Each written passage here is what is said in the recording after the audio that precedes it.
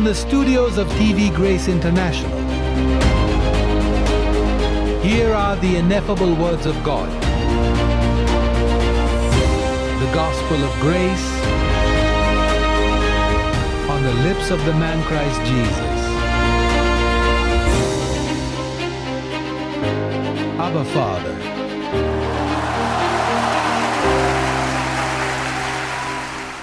Nous allons voir bibliquement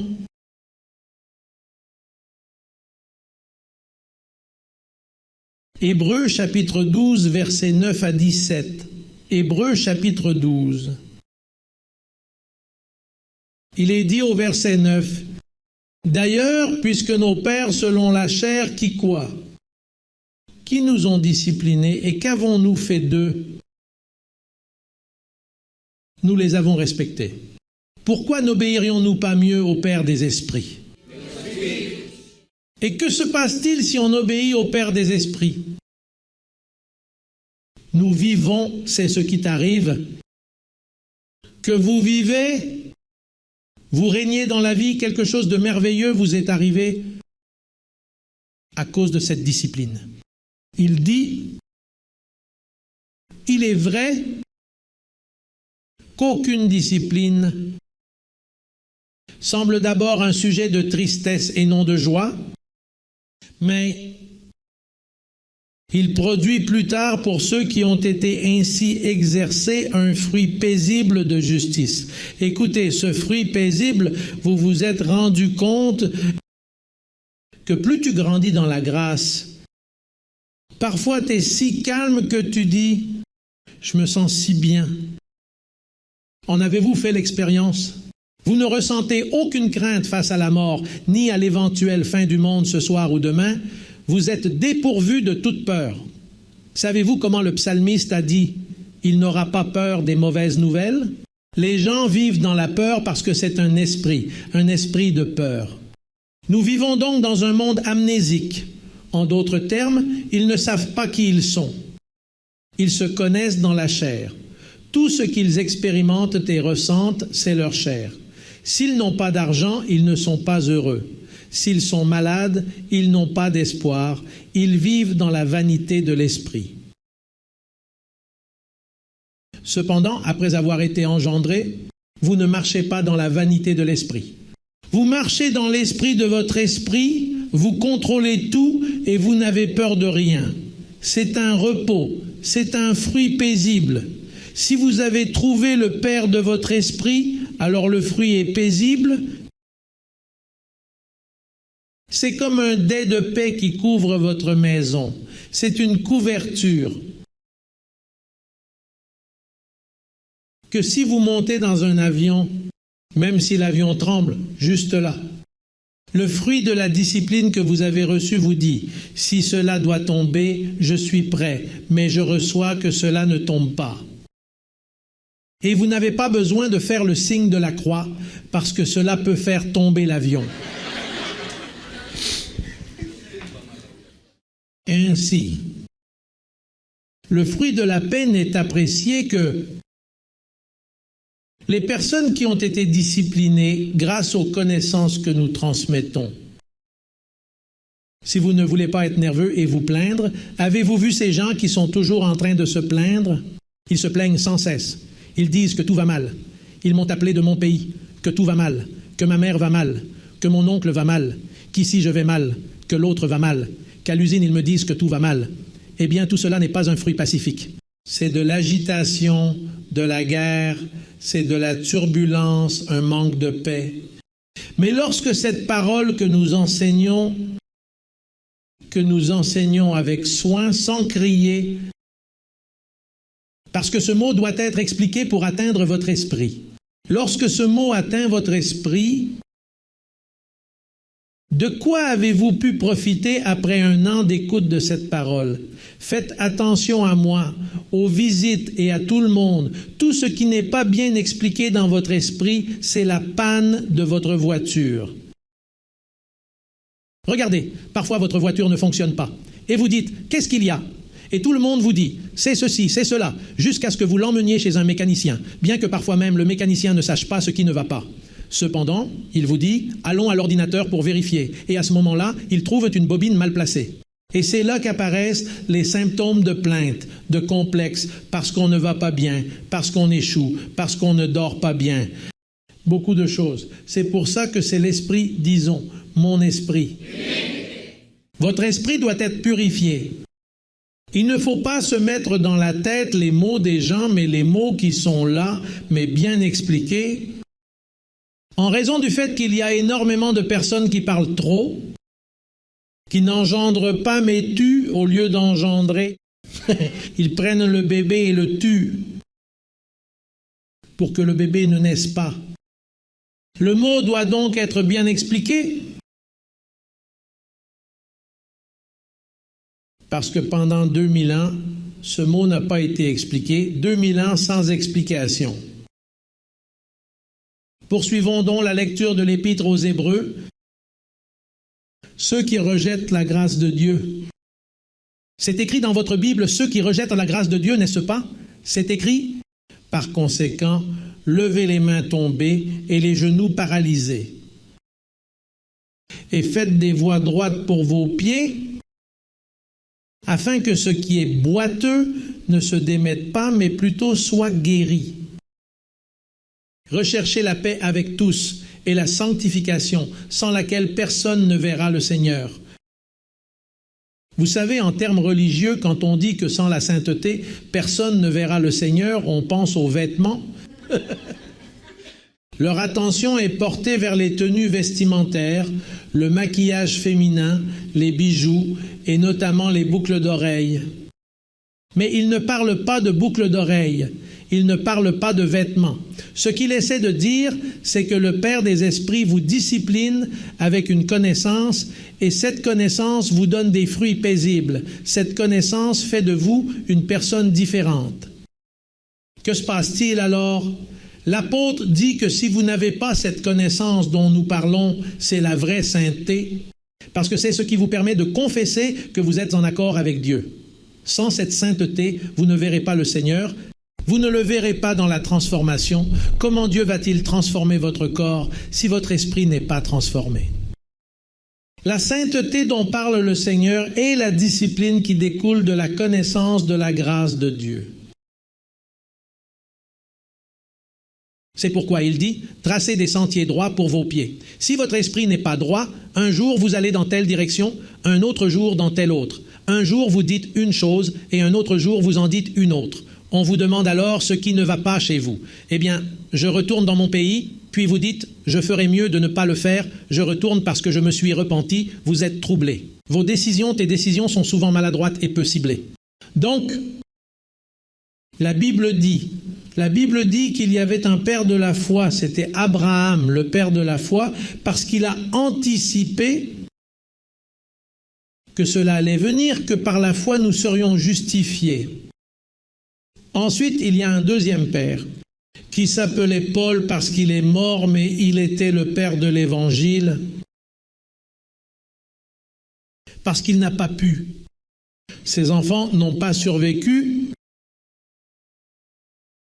Il a engendré et duré très peu à cause de l'influence de la loi de l'époque, et puis ils ont fait naufrage dans la foi. Et puis Dieu a annoncé qu'un troisième père, le père des esprits. Comment reconnaître le père de votre esprit? Eh bien, s'il vous discipline. Si vous recevez les informations dont votre esprit a besoin, alors vous avez trouvé le père de votre esprit. Peu importe qu'il s'appelle Jésus-Christ homme ou quel que soit son nom, Venceslas. S'il t'engendre et te donne la connaissance, c'est Jésus-Christ homme. Oui, dans les nuages, les gens espèrent l'arrivée de Jésus-Christ, telle une créature impressionnante. Il est venu, alors allons-y. Non, ce n'est pas comme ça que ça se passe. Il faut d'abord participer à la discipline du Père des esprits. Regardez ce que dit l'apôtre Paul dans la première lettre aux Corinthiens au chapitre 4.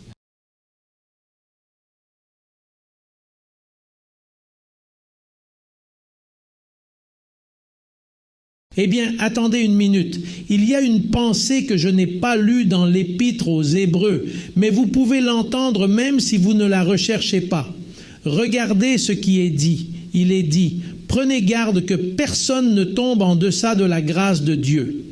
Comment cesser d'obtenir la grâce de Dieu? En cessant de se réunir. On cesse d'atteindre la grâce quand on n'apprend plus. Quand, pour une raison ou une autre, vous vous mettez en colère contre un frère de la congrégation, vous ne pouvez pas trouver le moyen de le regarder à cause de ta mauvaise conduite. Ou à cause de son mauvais comportement à votre égard, et pour l'instant, vous ne voulez pas vous revoir. Et puis tu n'as pas envie de prendre la peine d'écouter le CD chez toi. Et vous commencez à manquer de grâce, ce qui conduit à l'amertume. Ainsi, lorsque vous cessez d'atteindre la grâce et que vous vous absentez des réunions, vous risquez de développer une racine d'amertume. Voyez plutôt comment il est dit. Veillez à ce que personne ne soit privé de la grâce de Dieu. Veillez à ce qu'aucune racine d'amertume ne produise des problèmes et n'infecte plusieurs personnes. Remarquez que l'un d'entre eux a été entravé et qu'il est allé souiller les autres. Oui, j'ai eu des gens comme ça à Miami. Quand ils entendent parler de Jésus-Christ homme, ils sont effrayés parce qu'ils n'ont pas l'esprit bien propre. Ils pensent que Jésus va apparaître dans un nuage avec un cœur saint comme celui-ci, qui va venir en volant comme ça dans les airs. Ceci appartient au champ du mysticisme. Ceux qui embrassent cette notion s'attendent à entrer en contact avec la divinité elle-même. C'est pourquoi, pendant une vingtaine d'années, l'enseignement s'est principalement axé sur la discipline, visant à purifier tout ce qui pourrait causer une contamination. Mais qu'est-il advenu de l'Église mondiale? Après avoir traversé ce processus de purification, le Seigneur lui-même a déclaré, « Maintenant, vous êtes prêts à me connaître. » Jésus-Christ homme est déjà venu et facile. N'était-ce pas facile? Mais il y en a parmi nous qui ne sont pas éduqués et qui n'entendent pas. Parfois, ils viennent et se divertissent avec les enfants.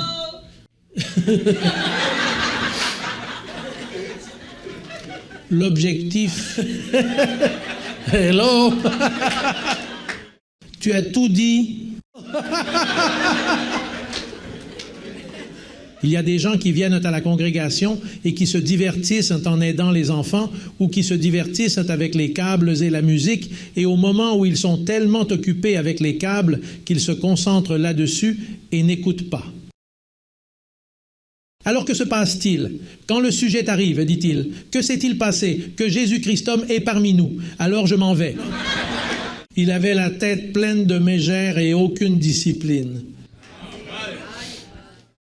Le verset dit, il dit que plusieurs se souillent par là, de peur qu'il n'y ait un fornicateur ou un profane comme Ésaü qui vendit son droit d'aînesse pour un seul repas.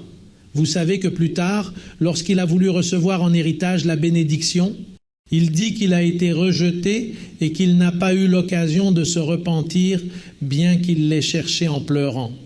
Ce n'est pas qu'il ne soit pas sauvé. Il s'agit d'hériter de la bénédiction de la transformation.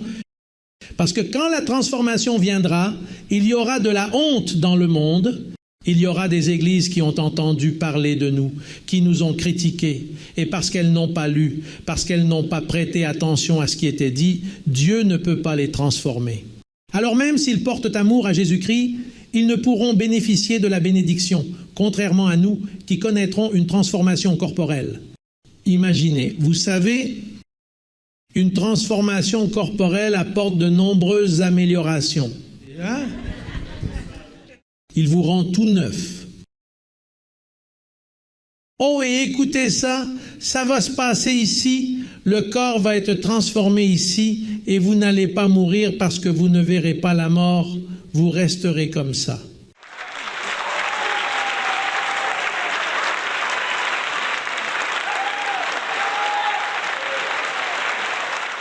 Là-bas, quelqu'un a dit « Hey, apôtre, et pouvez-vous manger riche avec un corps transformé ?»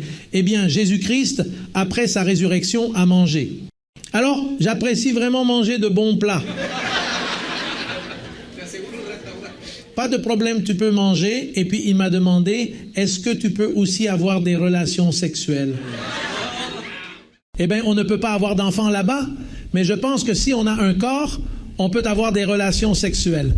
Je ne sais pas. Et il y a des gens qui sont très intéressés par la transformation.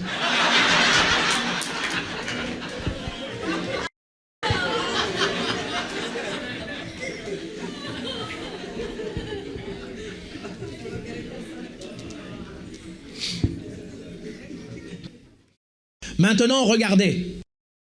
Il dit, regardez bien, de ceux qui sont ici, de ceux qui sont ici. Regardez bien, afin que vous ne manquiez pas de grâce, que vous ne manquiez pas 2 ou 3 sujets, enseignements, à cause d'affaires personnelles ou parce que vous connaissez quelqu'un dans la chair. Et alors vous n'entendez plus. Regardez bien, quand vous cessez de recevoir la grâce, une racine d'amertume peut monter en vous. Tu peux être mon ami ici, mais si tu n'y parviens pas. De plus, tu peux être mon enfant dans la chair. Vous pouvez être même ma femme, mon mari ici, mon père, ma mère. Ici, ce n'est pas de la famille. Une fois que tu as échoué, regardez, je t'aime beaucoup, mais on ne peut pas partager ici. J'aime, regardez, j'aime, qui n'aime-je pas? J'aime même le diable, mais il est mort.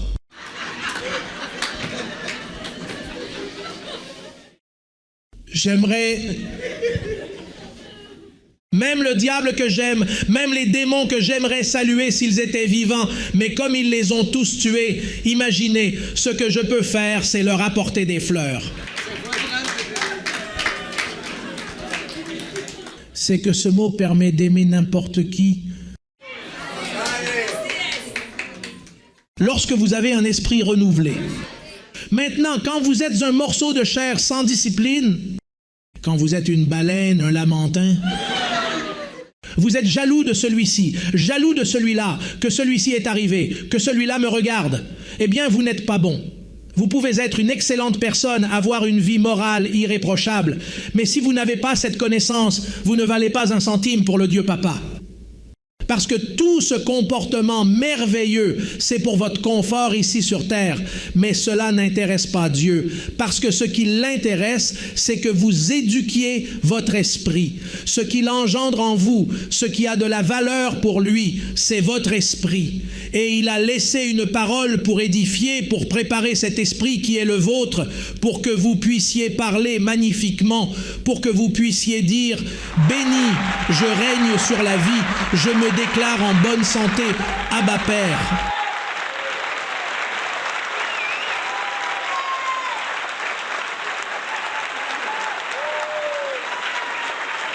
C'est juste que les religieux ne savent pas comment parler.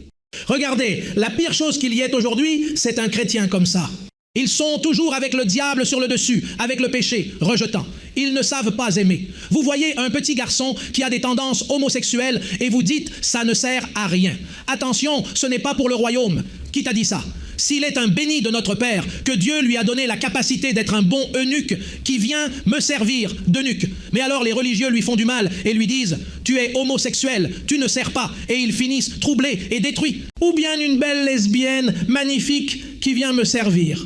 Mais la religion ne sait pas comment l'accepter. Dans le royaume de Dieu, il y a de la place pour tout le monde. Pour tout le monde. Savez-vous ce que c'est que d'être une personne disciplinée dans ce monde? Jésus a dit un jour, il y a des eunuques qui naissent ainsi. Des hommes qui ne se marient jamais, mais qui sont nés ainsi. Ils ne sont pas intéressés par le sexe. Quel dommage, n'est-ce pas? Mais ils sont nés comme ça. Mais on ne peut pas dire qu'ils sont homosexuels. Ou qu'ils sont efféminés. As-tu vu des hommes qui sont bien efféminés, qui sont très délicats? Mais cela ne veut pas dire que c'est mal. Il n'y a rien de mal à cela. Ce qu'il faut savoir faire, c'est discipliner leur esprit, les amener ici, dans la bergerie, s'occuper de leur esprit et le fixer, afin qu'ils se sentent aimés du Seigneur. Aimés par le Seigneur. mais un amour véritable, pas de l'hypocrisie. Parce qu'ici, on aime vraiment. Avec ou sans chair, quelle que soit la façon dont vous vous habillez, vous êtes aimé. Oh, et tu n'as pas besoin de changer comme tu es, avec ton caractère, avec ta paix, comme vous êtes.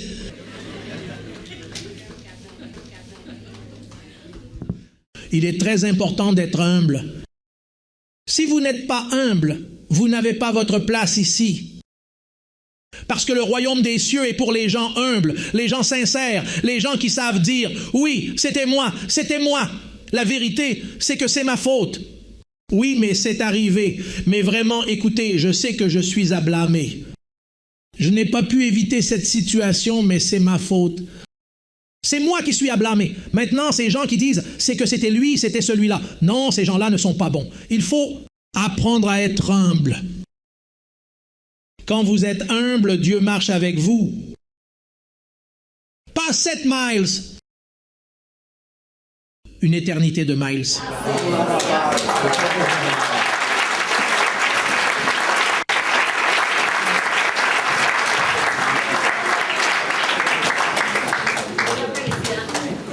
C'est pourquoi l'important, c'est que ma vocation était d'engendrer, parce que je suis le Père des esprits.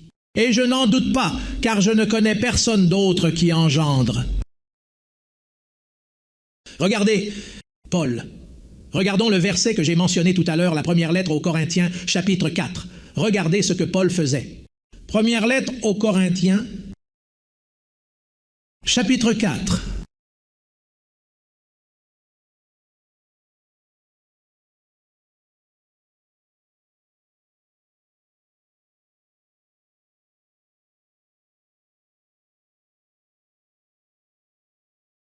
Verset 14.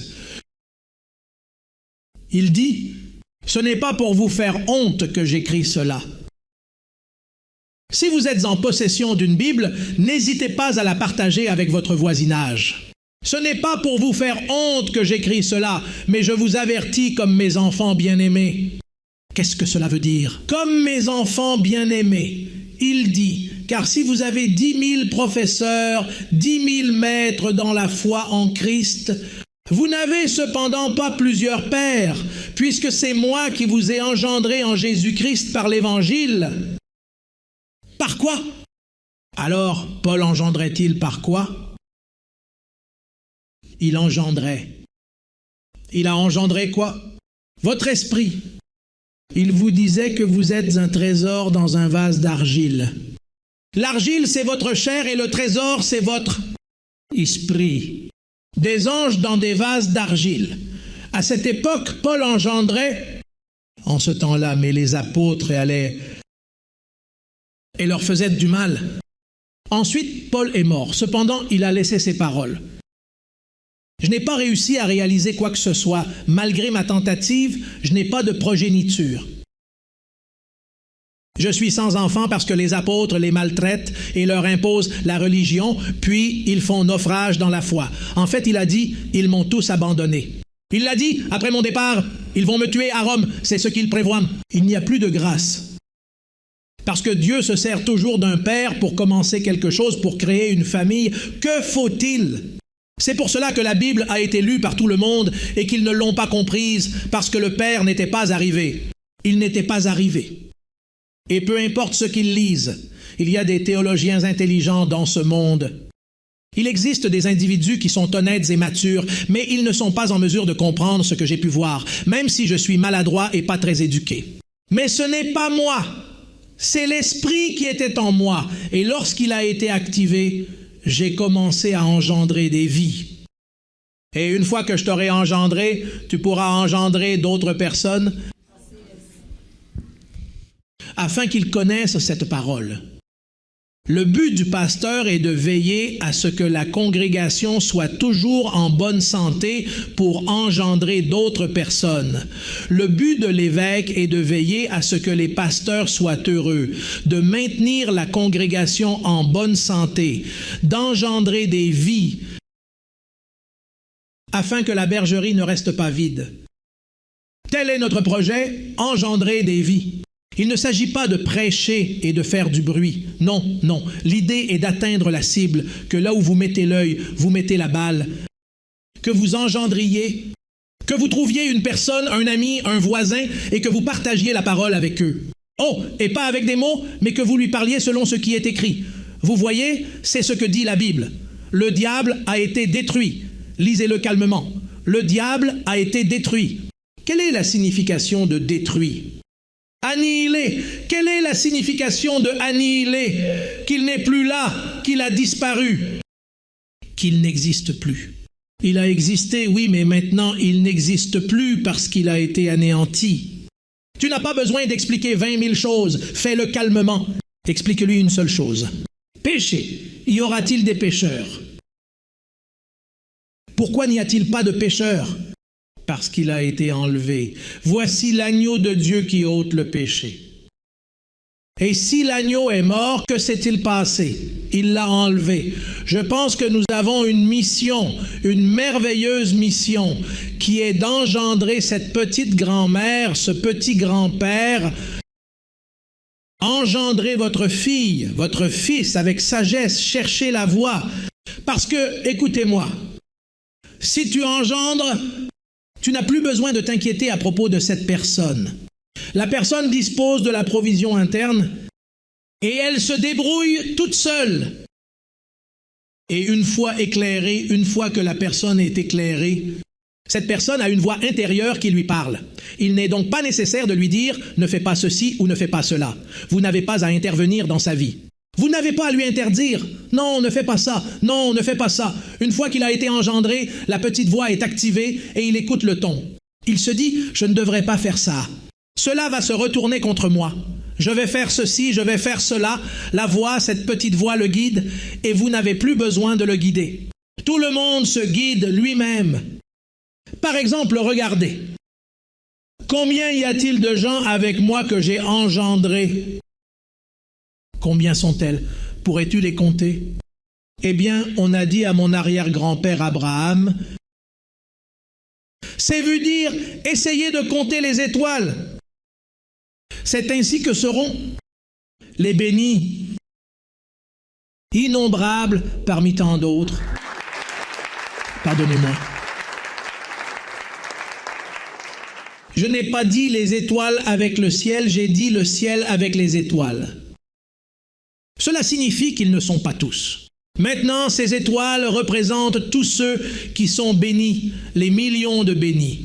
Écoute-moi bien, remarquez que cette petite voix est fidèle, que je n'ai pas écrit leur nombre ou leur nom, et qu'ils me sont fidèles dans le monde entier. Et qu'est-ce qui fait qu'ils me sont fidèles, qu'ils ne se séparent pas de moi, qu'ils ne me quittent pas? La petite voix, quand on engendre, dis-moi une chose, tu peux nier qui est ton père et ta mère. Si tu le nies, ils peuvent même te mettre en prison. Même ton père peut changer ton nom de famille ou tu peux le changer ou autre chose, mais il reste ton père. Parce qu'il n'y a qu'un seul père pour chaque être humain et il n'y a qu'un seul père pour la vie des esprits. C'est pourquoi cette petite voix que j'engendre en vous vous fait rester avec moi jusqu'à la fin.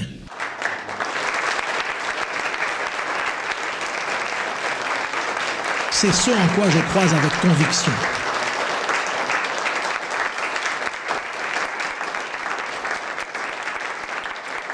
Il y a donc un joli boulot. Tu es impliqué dans une magnifique histoire qui se déroule. Abraham, Moïse et tous les autres prophètes souhaiteraient être là en ce moment pour dire « Regardez ce qui s'est produit. Remarquez comment nos prophéties faites il y a des milliers d'années se sont finalement réalisées maintenant. » Comme c'est beau, comme c'est merveilleux. Bien, bien heureux, bien levons-nous et disons-le à celui qui est à côté de vous. Écoutez ceci, écoutez ce que vous allez lui dire. Tu as été engendré par ton père.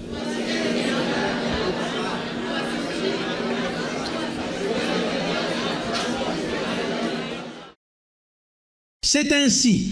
Dis bonjour à ton frère. Nous sommes la famille de la foi. Une seule famille.